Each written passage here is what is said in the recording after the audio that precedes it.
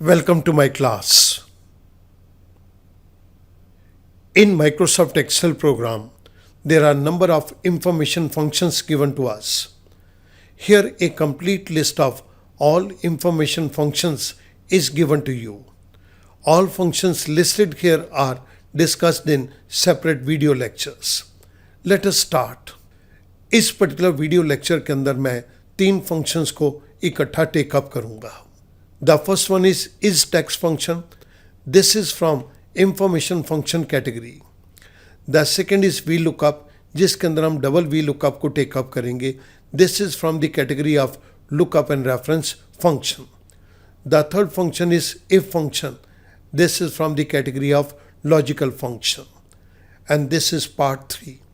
आइएगा मूव करते हैं एक क्वेश्चन की तरफ. सबसे पहले हम इस टेक्स्ट फंक्शन के पर्पस को चेक करते हैं. It checks whether a value is text and returns true और फॉल्स.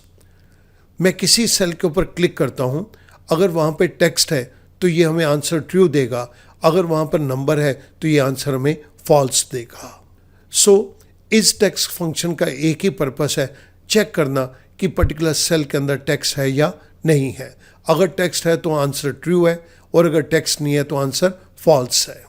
इस एक्सेल शीट के अंदर मैं 3 फंक्शंस को टेकअप करूंगा और इसके लिए एक छोटे से स्ट्रक्चर को डिज़ाइन कर दिया गया. इस स्ट्रक्चर के अंदर हमें एक छोटी सी टेबल दी गई है जिसके अंदर 3 कॉलम्स हैं, roll number, name and the marks of the students. हमारे पास यहाँ पर 3 डिफरेंट रिक्वायरमेंट्स हैं.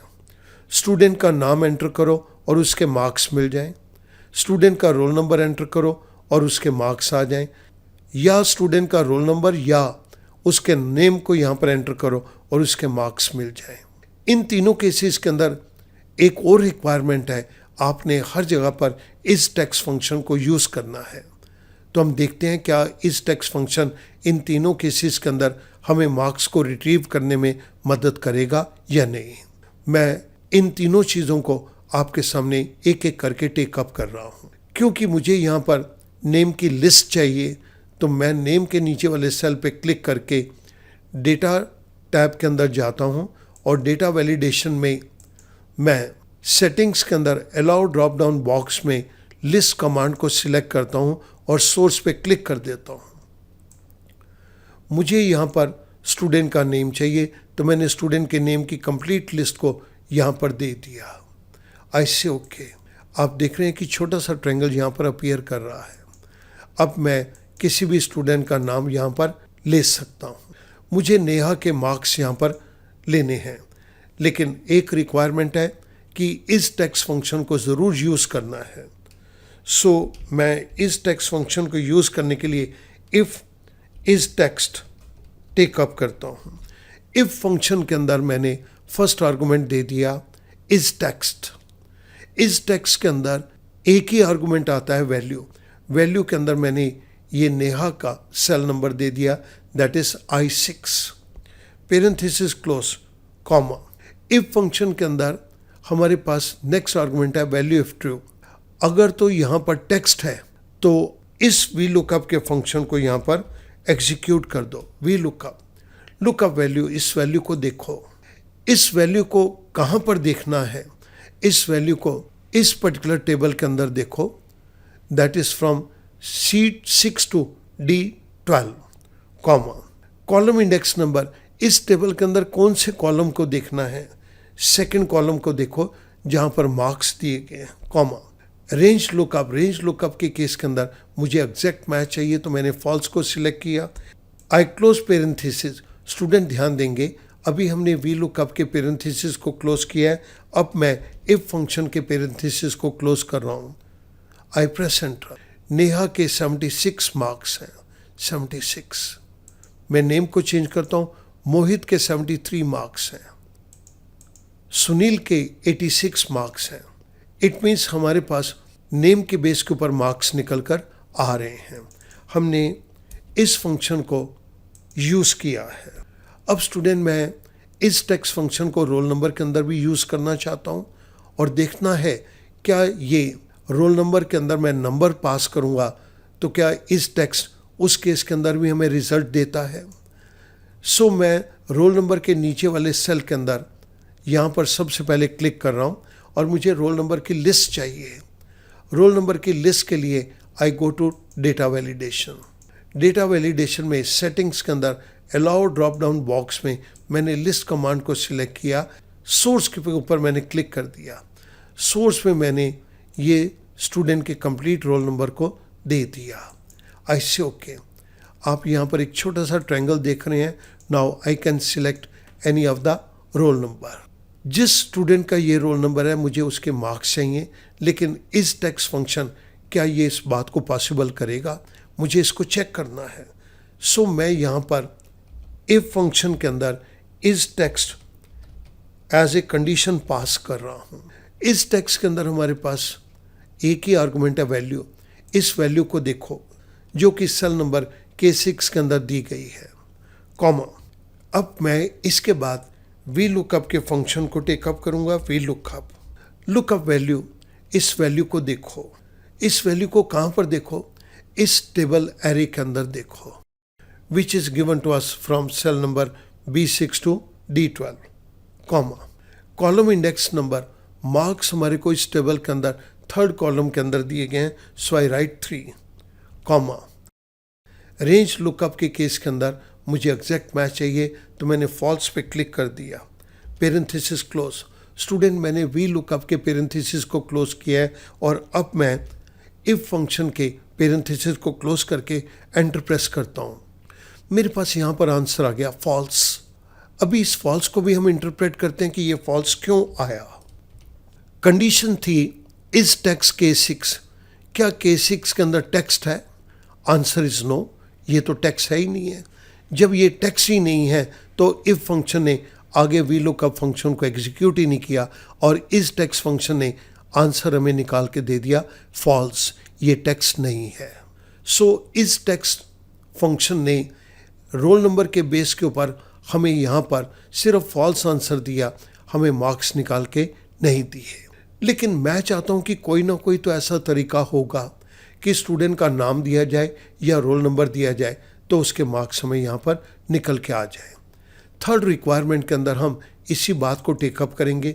मैं यहाँ पर स्टूडेंट का नाम दूँ या रोल नंबर दूँ, उसके मार्क्स मुझे नीचे मिलने चाहिए।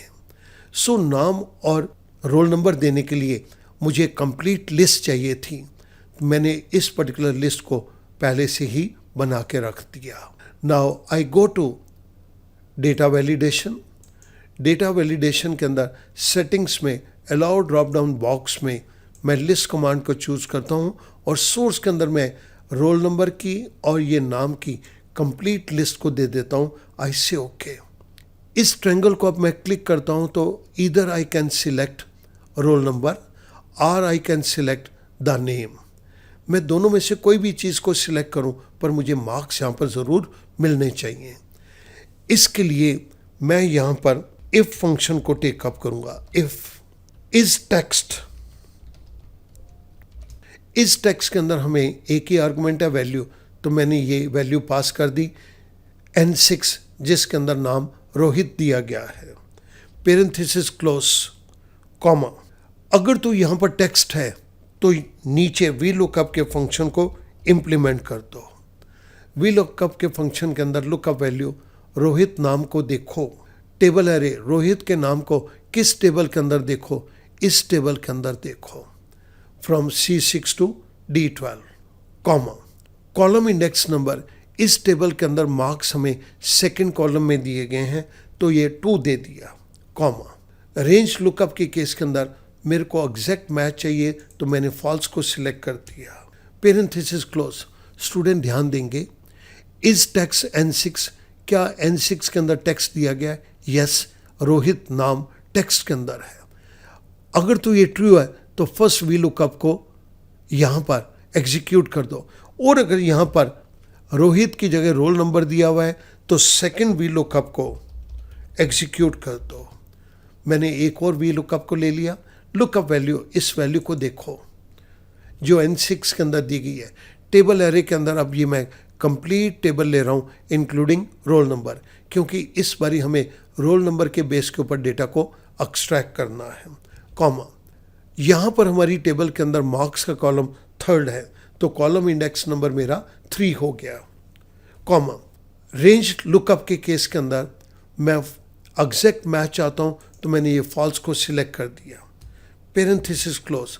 स्टूडेंट बहुत ध्यान से, ये मैंने वी लुकअप का पेरेंथेसिस क्लोज किया है, एक पेरेंथेसिस मैं और क्लोज कर रहा हूँ for if function. I press enter. Rohit के 76 मार्क्स हैं, मोहित के 73 मार्क्स हैं, सुनील के 86 मार्क्स हैं। और अगर मैं इनके नाम की जगह रोल नंबर दे दूं तो 101 के 76 मार्क्स हैं, 106 के 86 मार्क्स हैं। सो स्टूडेंट यहाँ पर आप रोल नंबर दीजिए या स्टूडेंट का नाम दीजिए, यहाँ पर मार्क्स एक्सट्रैक्ट हो जाएंगे। इसके लिए हमने इस फंक्शन को यूज़ किया है। एक बार इस फंक्शन को दोबारा से देखेंगे।